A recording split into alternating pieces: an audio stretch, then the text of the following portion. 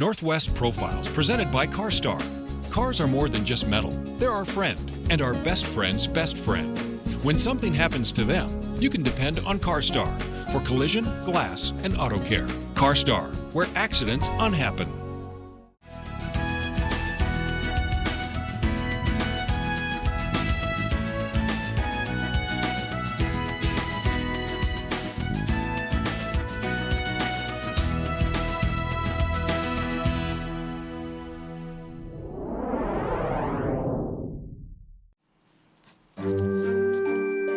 When you stop and think about it, life can be a lot like working with art. Just ask an artist. Being an artist is vast stretches of neuroses and stress, punctuated by little glimmers of satisfaction. There's these little moments where you're like, oh, I got it right. And almost as soon as you feel that feeling, you're back to, I gotta try something else, I gotta try something different.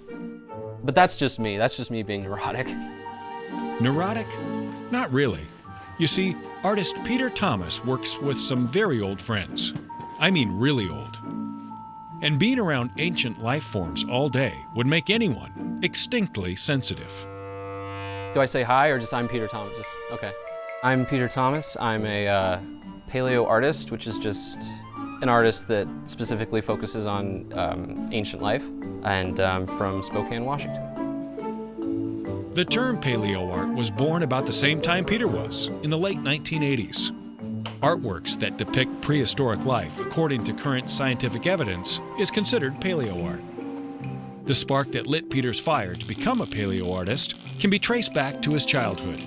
As a boy, he loved all things dinosaur, and the movie Jurassic Park, as he puts it, really shook his gumball machine.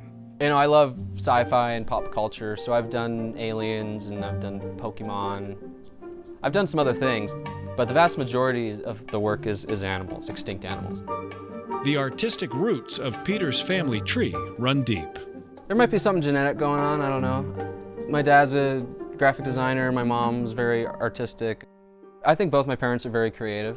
They were creative, and then that translates into a good environment for a kid who wants to be creative. Peter's paleo art style has a modern-day twist. He uses easy-to-find, earth-friendly materials to create his creatures. But even he has a tough time describing his unique art form. Oh, man, I gotta think. It's a little bit odd. It's mixed media, I think, is the easiest kind of catch-all word for it. I kind of had to just be a little bit resourceful and incorporate stuff that I had lying around. So the main materials that I use for these sculptures are cardboard, packaging tape, and newspaper and wire. You know, it didn't happen overnight, but over time I would just kind of try stuff and you'd figure out what works and what doesn't. These days, Peter is busy working on a permanent exhibit for the Northwest Museum of Arts and Culture.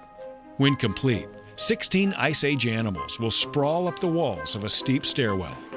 It will be a grand greeting to those who have come to see the Titans of the Ice Age exhibit, which is currently showing.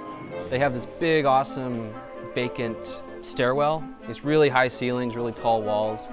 They approached me about filling that stairwell with Ice Age animals. And it's a lot of the classic animals you kind of think of when you think of that time. There's the mammoths, there's the saber-tooth tigers, there's the ground sloths, etc. The idea being that this is the entryway that a lot of field trips come through, a lot of school groups enter from the back of the building, and they come up through this stairwell into the museum. So this will be, when they walk in, this is going to be the first thing they see. And it's sort of just a way for the museum to make an impression on these kids right off the bat and hopefully get them excited about local history and culture.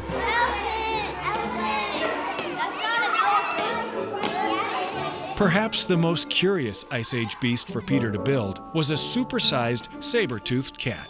I was a dinosaur guy. I've never really done mammals before, let alone a big cat specifically.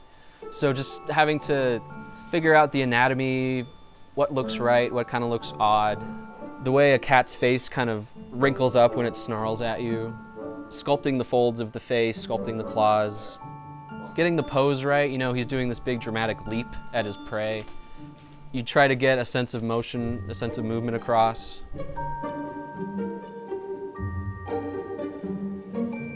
When you're in front of a mounted skeleton, you really get a sense of the size of these animals. But there's something about putting flesh over the bones and giving that animal a face that you can look at. It's just that sensation you get when you have the object in front of you. To be faced with a big work of art is just a wonderful feeling. I think if you can convincingly recreate an extinct animal, it's the best way we can to connect with these animals that aren't around anymore. When the museum project is complete, Peter plans to return to college with his already earned fine arts degree and study paleontology. His dream job would be a blend of both art and science. And for an artist who's really into Ice Age animals, that would be chill. I guess I've always wanted to be a paleontologist who was an artist who was a paleontologist. I don't know, but the way that one can inform the other, I think, is really cool. But for now, Peter will continue keeping company with his super old, super cool pals from the Pleistocene. With the Ice Age stairwell, to be creating something now where kids and future generations will be able to walk under it. It's not, a reconstructed mounted skeleton, but at least it's something big and dead that kids can look up at. So I'm proud of that. Was that good? Yeah, that was okay. good. I'm sorry.